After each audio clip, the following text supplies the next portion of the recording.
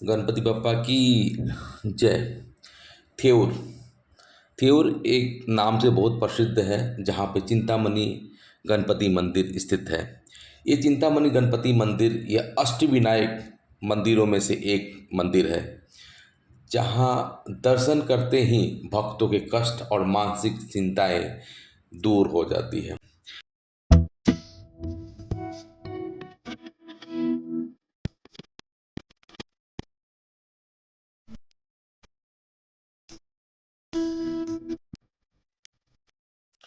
चिंतामणि मंदिर गणपति का अष्टविनायक गणपति में से एक मंदिर है, जहाँ पे आप जाने के लिए, यदि आप महाराष्ट्र में हैं, सबसे पहले पुणे पहुँच जाइए।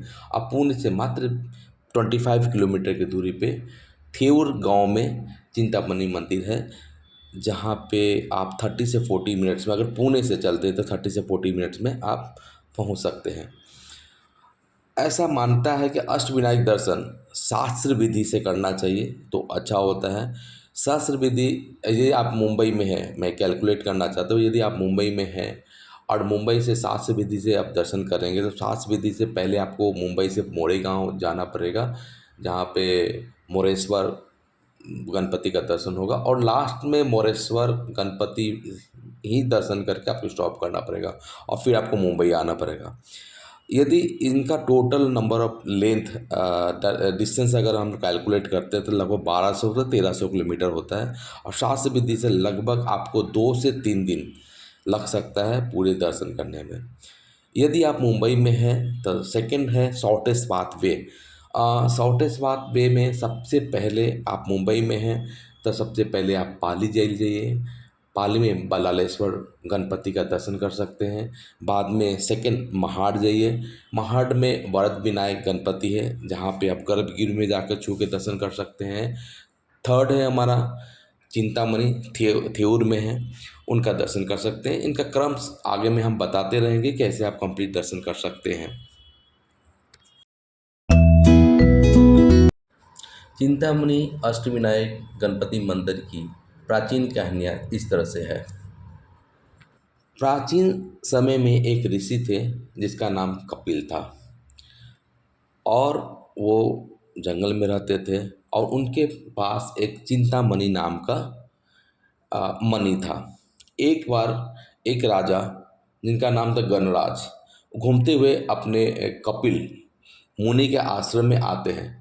जब कपिल मुनि देखते हैं कि राजा आया है तो उनको अपने मणि के हेल्प से सर्वोत्तम भोजन उनको परोसा, और जब राजा ने खाया तो वो खाना खाया तो उनको पूरी इच्छाएं संतुष्ट हो गई।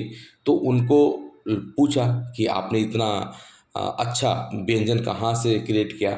तो उन्होंने बोला कि हमारे पास मणि, चिंतामणि नाम का मणि है, और उनके हेल्प से मैंने आपको इतना सर्वोत्तम भोजन आपको दिया है मैंने। तो ये जैसे ही सुन करके राजा को, गणराज राजा को मोह आने लगा, और वो बलपूर्वक इस मणि को छीन लिया। बाद में जो हमारे कपिल मुनि थे, उनको बहुत ये लगा कि अरे कैसे बलपूर्वक छीन के ले जा सकते हैं राजा। तो उन्होंने पूरे श्रद्धा से भगवान गणेश की आराधना करने लगे। बाद में गणेश जी खुद खुश हुए, और खुश होकर के कपिल मुनि जो थे उनको दर्शन दिए। तो कपिल मुनि ने भगवान से मांगा कि मुझे वो मणि मुझे लौटा दे, जो गणराज जो राजा है वो ज़बरदस्ती मुझे छीन के लेके गया है। बाद में गणेश और गणराज जो राजा थे, असुर प्रवृत्ति के थे, उनके साथ खूब भयंकर युद्ध हुआ, और बाद में मणि को प्राप्त करके ऋषि को लौटा दिया। जब कपिल मुनि जो ऋषि को मणि मिला, तो बाद में उन्होंने महसूस करने लगे कि ये तो भौतिक सुख है, बढ़िया है कि भगवान के पास ही रहे और भगवान का आशीर्वाद मुझे हमेशा मिलते रहे। तो उन्होंने वो मणि को, मैंने चिंतामणि मणि को भगवान गणेश को ही उन्होंने वापस कर दिया, और उनसे आराधना किया कि आप इनको धारण कर लीजिए, आप मेरे आग्रह पे आप यहाँ पर रुक जाइए। तब से ये चिंतामणि मंदिर, वहाँ से उनकी आराधना स्टार्ट हो गई। और ये चिंतामणि मंदिर जो अष्टविनायक मंदिर हैं, ये एक तरह के स्वयंभू गणपति मंदिर है, जहाँ पे ह्यूमन मेड नहीं है, इन द सेंस कि जो नेचर है उनके द्वारा क्रिएट किया गया है, जो भगवान खुद आए उनकी शक्ति से वहाँ पे एक शक्ति क्रिएट हुआ है। चिंतामणि मंदिर के आसपास में बहुत सा भक्ति निवास है जहाँ पे बहुत ही अफोर्डेबल प्राइस पे आपको रूम मिल सकते हैं, लगभग 500 से 1000 रुपये मिल सकते हैं। बहुत ही मतलब नियर बाय में बहुत बहुत सा भक्ति निवास है। आप जब दर्शन करने जाते हैं तो फ्री शूज टेंट की भी व्यवस्था है। मैं आपको टिप्स देना चाहता हूँ कि आप मतलब वीक ऑफ में मत जाइए, वीकडे में जाइए, फेस्टिवल में मत जाइए, तो ओवर क्राउड से आप बच जाएंगे। वहाँ पे महाप्रसाद की व्यवस्था है जो लगभग 50 रुपये का अफोर्डेबल प्राइस पे लगभग बीच में मतलब लंच के समय में आपको मिल सकता है, 12 से 2 के बीच में मिल सकता है। पार्किंग थोड़ा सा कुछ जगह पे फ्री है, बहुत जगह चार्जेबल पार्किंग 30 रुपीज़ से 50 रुपीज़ के बीच में चार्जेबल पार्किंग की व्यवस्था है वहाँ पे है। और यदि वैसे बोला जाता है कि भगवान को आप जब दर्शन करने जाते हैं तो बोले दूर्वा यानी घास को चढ़ाना चाहिए, क्योंकि वो अत्यंत शुभ भी होता है और उनको शीतलता भी प्रदान करता है। नारियल का प्रसाद जरूर लेना चाहिए क्योंकि समृद्धि और पवित्रता का प्रतीक है। गणपति बप्पा की जय।